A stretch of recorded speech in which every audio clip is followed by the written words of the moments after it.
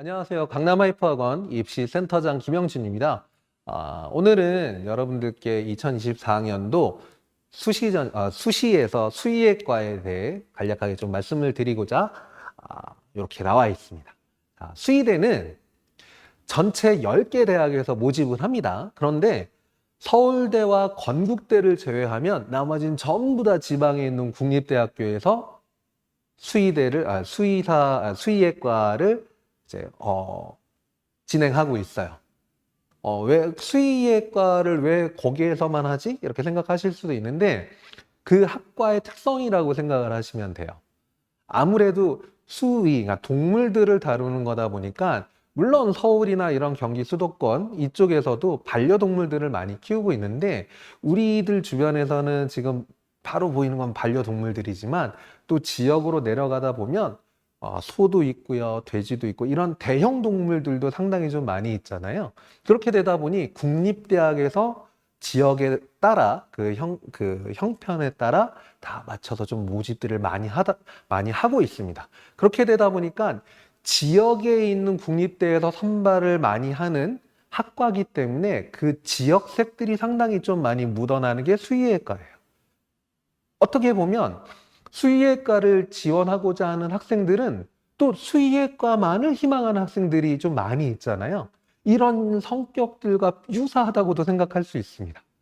물론 편차들도 분명히 발생을 해요.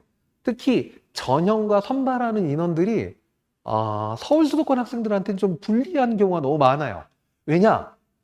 지방에 있는 국립대들에서 많이 선발을 하잖아요. 그렇게 되다 보니까 지역 인재로 선발하는 인원이 상당히 많습니다. 다시 말해서 서울이나 수도권 타 지역 학생들은 지원하지 못하는 경우가 너무 많게 되는 거예요.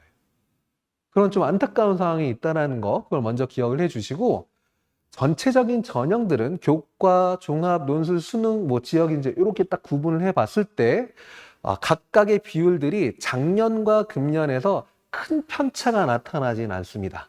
9명, 10명 정도씩의 편차가 나타나기는 하지만 선발하는 인원 자체가 각 전형들마다 크게 차이가 나지는 않고 가장 많이 선발하는 정시를 제외한 수능을 제외한 다른 타 전형들 수시에서 제일 많이 선발하는 전형이 교과 전형과 지역인재 수시 전형입니다. 교과와 지역인재로 제일 많이 선발을 해요. 만약 지금 이 영상을 보시는 분이 서울 수도권에 해당하는 학생이라면 종합 전형의 93명과 논술 전형의 16명만이 나한테 해당되는 인원이다 라고 생각을 하실 수밖에 없습니다.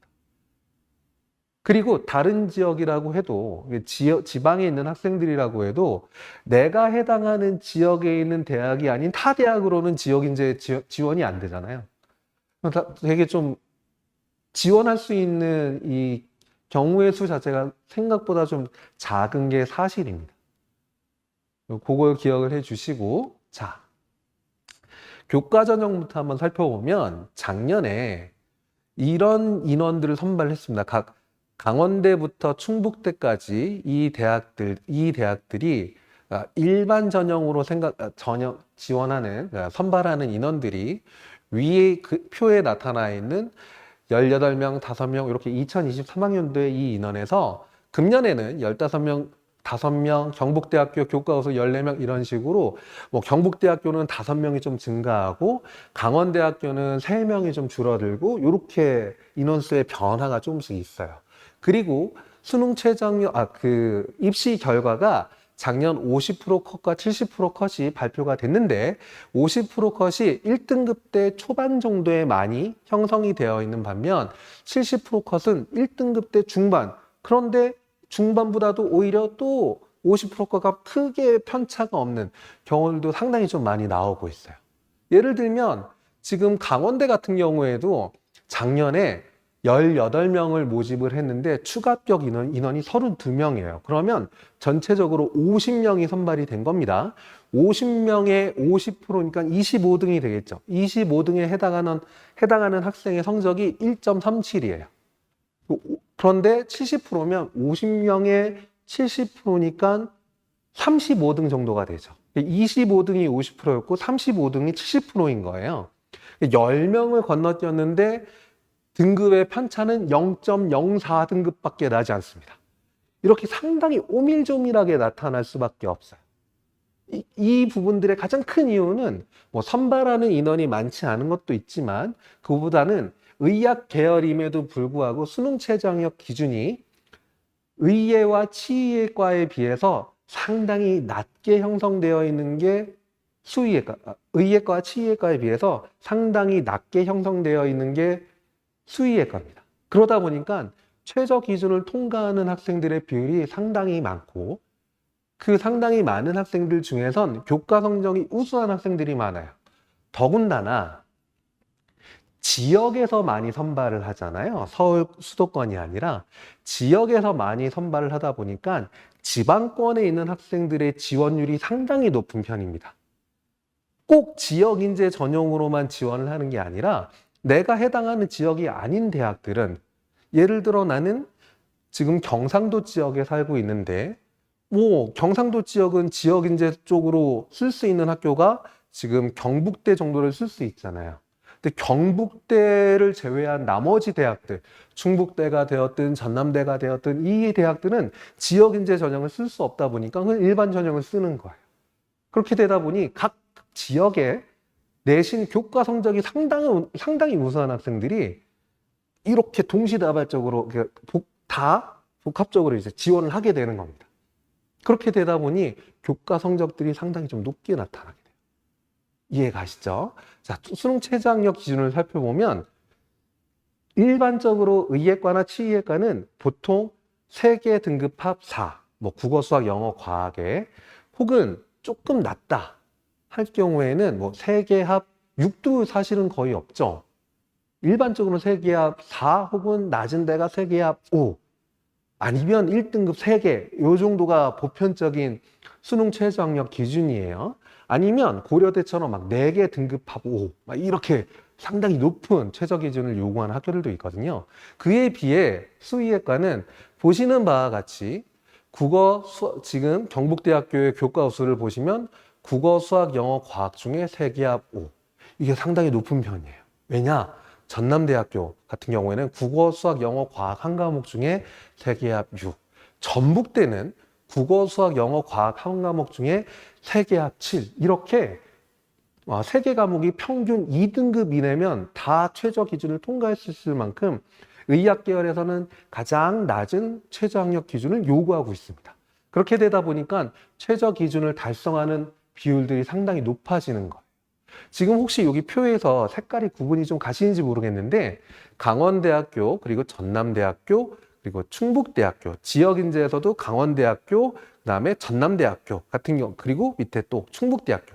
이 대학들은 붉은색으로 지금 표기가 되어 있는데 전년도에 비해 수능 최저학력 기준들이 이제 완화가 좀 된 상황입니다. 수능 최저학력 기준이 높아진 학교는 없어요. 이제 더 쉬워진 거예요. 그 얘기는 실질적으로 경쟁하는 학생들이 더 증가할 수밖에 없다. 이런 상황이 된다는 거. 그걸 기억해 주시고 변화가 있는 부분들이 이렇게 되어 있습니다. 경북대 같은 경우에는 작년까지 단순히 교과 100, 그러니까 등급에서 내가 몇 등급이야 이걸로 선발을 했는데 올해 서류 20%가 들어가요. 이 서류는 뭐냐? 학생부에 기재되어 있는 학업 능력 그리고 이 학과에 대한 적합성 이런 부분들을 다 판단을 하는 게 서류 20입니다. 물론 교과 성적을 뛰어넘을 만큼 서류가 중요할까라고 한다면 이 미지수예요. 올해 처음이다 보니까. 그래서 경북대학교이기 때문에 영향이 조금은 있을 수 있다. 하지만 1등급 이상을 막 뛰어넘고 0.5등급을 뛰어넘을 만큼 그게 큰 편차를 나타낼 거란 생각은 안 들어요. 우선은 교과 전형이기 때문에. 하지만 이런 편차가 있다. 이 정도의 변화라고 한다면 한 0.1등급 정도는 또 뒤집을 수도 있지 않을까? 이런 생각은 좀 갖게 됩니다. 그걸 기억해 주시고 경상대학교는 이제 구분을 져요. 작년까지는 국어, 수학, 영어, 사회, 과학 전반적으로 다 전 과목을 다 반영을 했는데 인문계열로 지원하는 학생들 같은 경우에는 내신을 산출할 때 국어, 수학, 영어, 사회 과목만 산출을 하게 되고 왜냐하면 경상대는 확통이 가능하다 보니까 자연계열 같은 경우에는 국어, 수학, 영어, 과학만을 반영하게 됩니다. 이걸로 인해 이제 나타날 수 있는 것들은 자연계열 학생들 같은 경우 사회 과목을 좀 등한시했는데도 불구하고 이제 작년까지는 그 사회 과목이 다 포함이 됐는데 올해는 또 이제 안 들어가는 거잖아요. 인문계열 학생 같은 경우에는 자연 그 과학 과목이 내가 통합과학이나 이런 걸 좀 못 봤다고 만약에 가정을 한다면 그 과목에서 등급이 조금 깎였었는데 이제는 안 들어가는 겁니다. 그렇게 된다면 예년에 비해 유리하게끔 등급이 좋게 나오게끔 형성이 됐다 라고 이제 생각을 하시면 될 것 같아요. 그리고 충북대학교와 충남대학교는 진로 선택 과목도 이제 반영을 하게 된다. 성취도 A, B, C가 있죠. 거기에 따라서 점수 반영이 됩니다. 그 부분을 이제 기억을 해 주실 필요가 있습니다. 그리고 종합전형에서는 여러 가지 변화들이라기보다는 인원수의 변화가 뭐 한 명, 두 명씩 있는 데는 있기는 해요. 서울대학교가 제일 크다고 볼 수 있어요. 작년에는 17명을 일반 전형에서 선발했는데 올해는 19명, 2명이나 더 증가를 했습니다.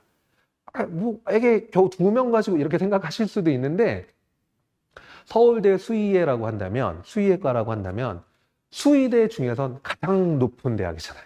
그렇죠? 제일 선호도가 높은 그 제일 높은 대학에서 2명을 더 선발을 하게 됐다. 그 얘기는 그만큼 합격자가 그쪽으로 이제 2명이 더 들어갈 수 있는 거니까 아무래도 지원자들의 패턴이 약간 좀 달라질 수도 있어요. 이게 되게 미미할 것 같지만 생각보다도 큰 반향을 일으킬 수도 있습니다. 왜냐? 수의대만 작년에는 18등이라고 한다면 떨어졌는데 올해는 19등까지도 붙는 거잖아요. 근데 이 학생들이 건대도 썼고 뭐 경상대도 썼고 혹은 전남대도 썼다 그러면 거기서 이제 빠져나가는 거니까.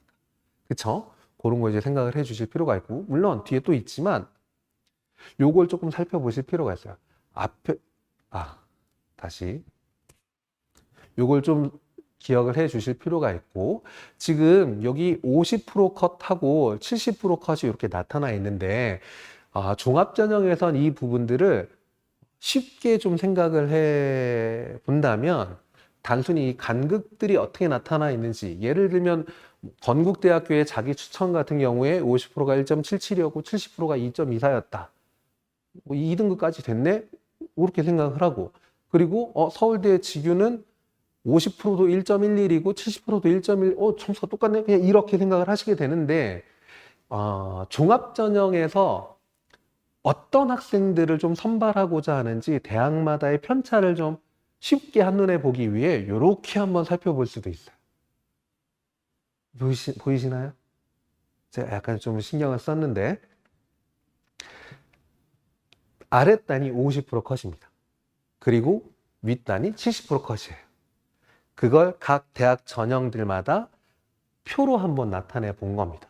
보시면 성적이 이제 1등급부터 2등급 때까지 이렇게 쭉 구분을 해놨죠.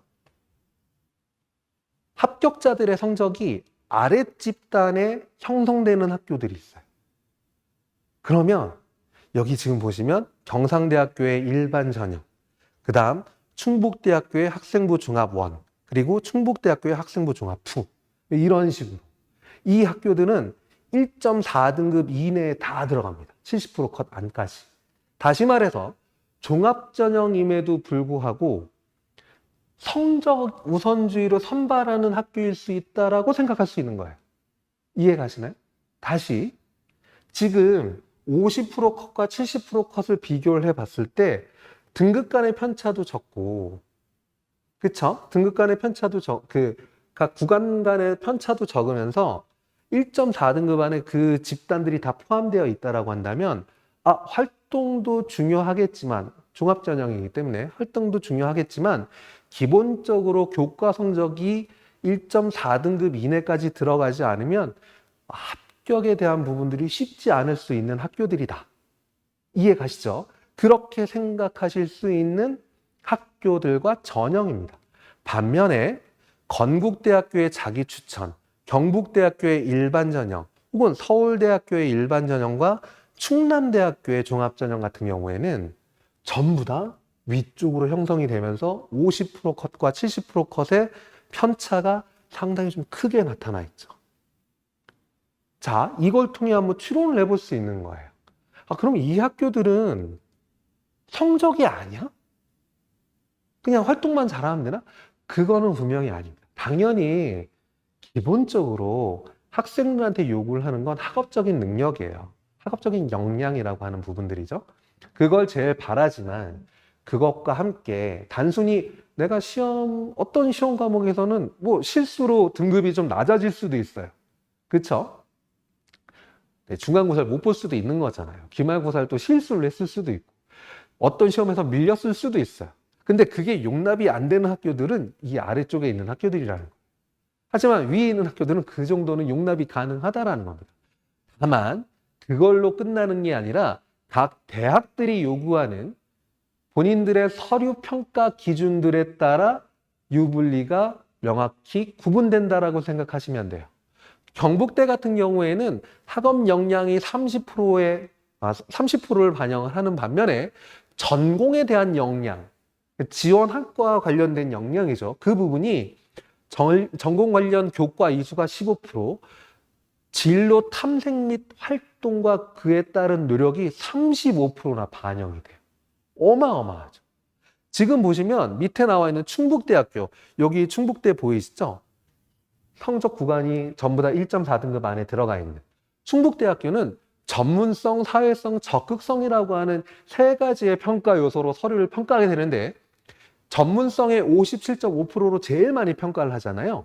이 전문성 안에는 전공과 관련되어 있는 적합성도 있지만 학업적인 역량이 가장 큽니다. 이해 가세요? 각 대학들마다 서류 평가 기준들이 있어요. 그 평가 기준이 이렇게 구분이 되는데 지금 예시로 경북대와 충북대를 가지고 온 겁니다. 경북대는 학업 역량도 당연히 중요하고 포함이 되지만 전공에 관련되어 있는 역량이 훨씬 중요하다. 50%나 반영이 된다. 그에 반해 충북대 같은 경우에는 전문성과 사회성, 적극성이라고 하는 세 가지의 평가 지표로서, 평가 요소로서 평가들을 하게 되는데 57% 이상 반영을 하게 되는 전문성이라고 하는 저 평가 요소 안에는 학업적인 역량을 가장 우선시한다. 그래서 결과가 이렇게 나타난다. 이해 가시죠? 예를 들어 나는 교과 성적은 1.3등급인데 수의예과를 가고 싶은데 활동이 미비했어요. 그렇다면 경북대를 써야 될까요? 충북대를 써야 될까요? 그렇죠. 그럴 때는 충북대가 맞는 거예요. 반면 내가 시험들마다 약간 실수를 한 경우가 있어서 등급을 전체적으로 내보면 한 1.67 정도 나오는 것 같은데 대신 내가 지금 수의예과에 관련되어 있는 활동들은 정말 아주 깊이 있게 정말 열심히 했고 그걸 내 학생부에 잘 녹여서 써냈어요. 선생님이 잘 써주셨어요. 이런 학생들 같은 경우에는 충북대가 좋을까요? 경북대가 좋을까요? 그렇죠. 경북대가 좋은 겁니다. 이렇게 나한테 유리한 학교가 있고 나한테 불리한 학교가 있다는 걸 분명히 기억하신 다음에 거기에 맞춰서 지원을 하실 필요가 있다. 물론 그럴 수 있어요. 선생님 저는 일반고인데 교과 내신은 한 1.45등급 사이예요. 그런데 활동을 저도 나름 한다고 열심히는 했는데 학생부에 막 뚜렷하게 기재가 되어 있지는 않은 것 같아요. 어중뛰어요. 뭐 이렇게 생각하는 학생들도 있겠죠. 그럼 저는 경북대를 써야 되나요? 충북대를 써야 되나요? 이런 이야기를 할 수 있습니다. 그럴 땐 먼저 생각해야 되는 건 최저 기준을 내가 어디를 맞출 수 있나를 먼저 생각하세요. 수능 최장력 기준을 맞출 수 있는 학교들의 리스트를 먼저 뽑아 놓으시고 그 다음에 약간 더 퍼센테이지가 높은 내 학생부를 비교를 해봤을 때 평가 지표들마다 평가 요소들마다 평가 지표가 다 세분화되어 있거든요. 그 각각의 문항들 안에 내가 체크할 수 있는 게 더 많은 쪽이 학업 쪽이냐 혹은 전공과 관련되어 있는 쪽이냐에 따라 지원하는 학교의 유불리가 또 나누어지게 됩니다. 학종이 이렇게 좀 복잡합니다. 단순하게 교과 성적이 포함이 되는 것 같아. 70% 안에 내가 들어가네? 이걸로 이제 그것만 생각해가지고 될 건 아니에요. 각 대학들이 요구하는 이런 모습들이 있기 때문에 내가 지원하고자 하고 내가 가고 싶은 학교가 어떤 역량들을 더 우선시하고 평가를 하는지 그걸 먼저 확인을 해 보실 필요가 있습니다. 아시겠죠? 그걸 자세히 좀 기억을 해 주시기 바라겠습니다. 자, 올해 종합전형에서 신설되는 학교들이 이렇게 있습니다. 강원대학교에서 미래인재로 신설을 하고 있고요. 4명 모집을 하게 됩니다. 그 다음에 충남대학교에서는 학생부 종합원으로 해서 5명을 이제 선발을 하게 돼요. 최장력 기준은 강원대는 3개와 8, 엄청나게 좀 낮은 편이죠. 충남대는 수 0과 합 7, 국어가 빠져 있는 겁니다. 그러니까 합 7, 3개 합 7이라 그러면 높지는 한데 국어가 빠져 있고 아예 고정되어 있는 거예요. 과학 2과목, 수학과 영어 이렇게 되어 있다 보니까 생각보다 쉽지 않을 수 있어요. 그걸 기억을 해 주시고 선발 인원들은 아까 말씀드렸죠. 서울대학교는 2명이 증가를 했는데 충북대 같은 경우에는 학생부 종합1은 1명이 줄어든 반면 종합2는 1명이 증가를 했습니다. 그리고 또 하나 가장 큰 요소 중에 하나죠. 서울대 직윤에서 작년까지는 과학 과목 2를 한 과목 응시해야 되는 게 필수였어요. 근데 그게 이제 올해 없어졌죠. 원 선택자가 지원이 가능합니다. 다시 말해서 수능 최저학력 기준을 통과할 수 있는 확률이 증가했고 지원자들의 폭 또한 넓어진 겁니다. 그 얘기는 한마디로 서울대 직윤은 작년에 비해 훨씬 어려워졌다. 그걸 기억을 잘 해주시기 바랍니다. 논술은 딱 2개 대학만 선발을 해요. 건국대학교하고 경북대학교인데 선발하는 인원은 작년과 변화가 없습니다. 최저학력 기준도 동일하게 적용을 하게 되고 논술 유형은 건국대학교와 경북대학교가 전부 다 과학 논술이 아닌 수리 논술로만 진행을 합니다. 이 수리 논술은 한 문항 안에 새끼 문항들이 들어가 있어요.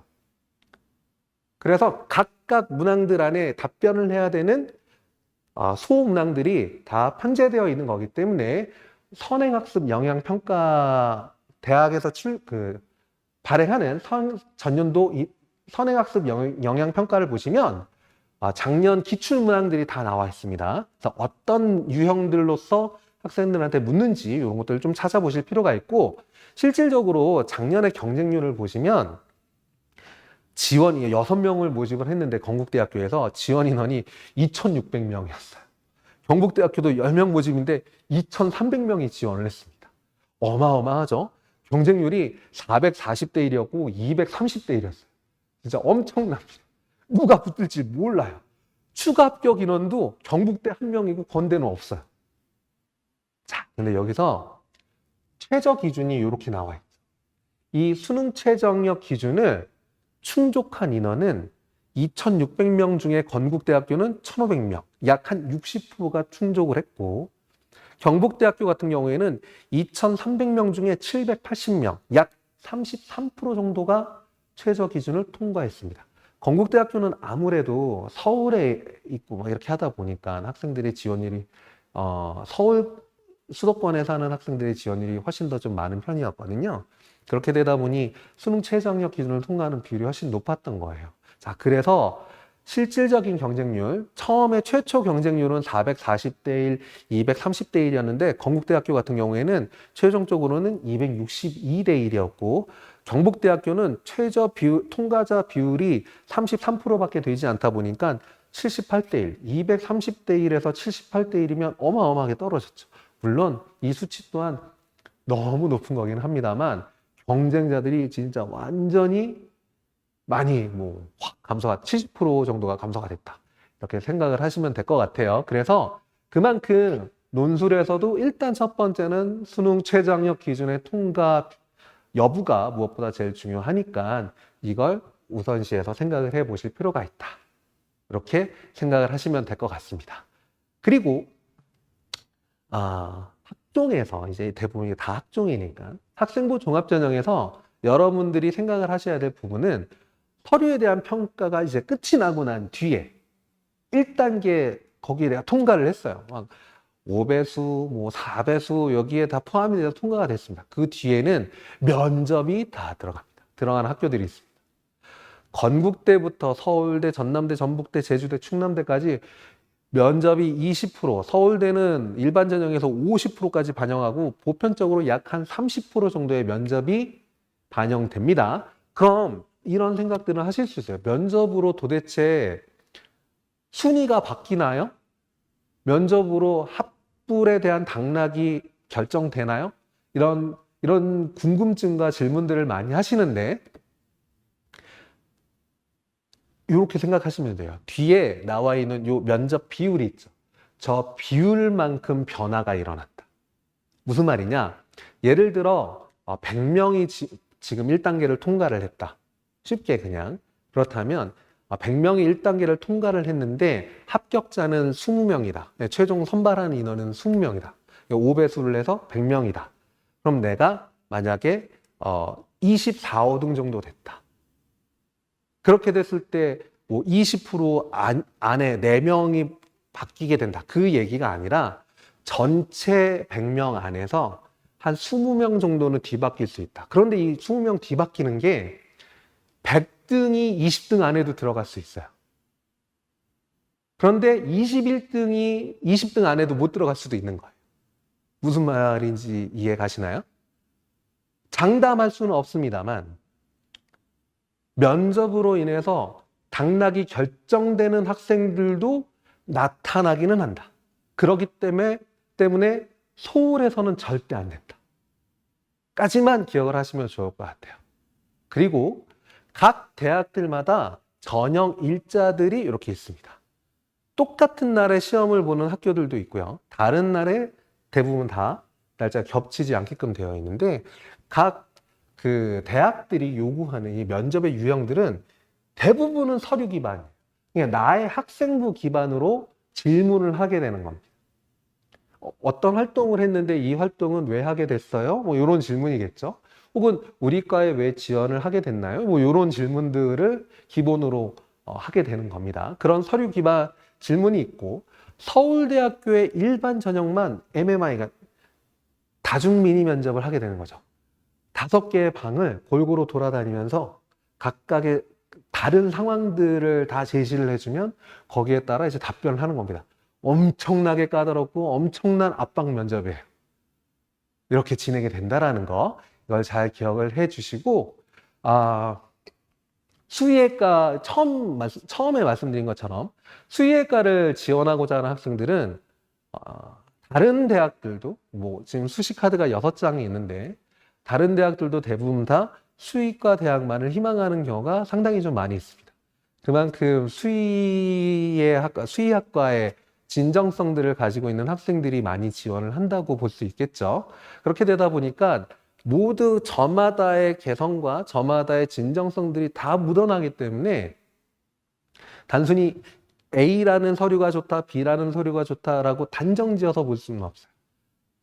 그래서 오히려 대학들이 요구하는 조건들에 따라 나의 학생부, 나의 서류가 조금 더 경쟁력을 가지고 있는지 혹은 나의 그 활동보다는 교과 성적을 더 경쟁력을 가질 수 있는지 이런 부분들을 구분지어서 생각하시고 지원하시는 게 훨씬 더 효율적이고 효과적인 수시 원서 접수의 길이 아닐까 생각을 합니다. 올 한 해 지금 날씨가 너무 더워졌죠. 너무 더워졌는데 건강 관리 잘 하시고요. 마지막까지 최선을 다하셔서 열심히 정진해 나가신다면 여러분들이 희망하시는 대학에 반드시 합격하실 수 있으리라 생각합니다. 네, 저는 오늘 여기까지 하고 다음에 또 더 좋은 기회로 찾아뵙도록 하겠습니다. 감사합니다.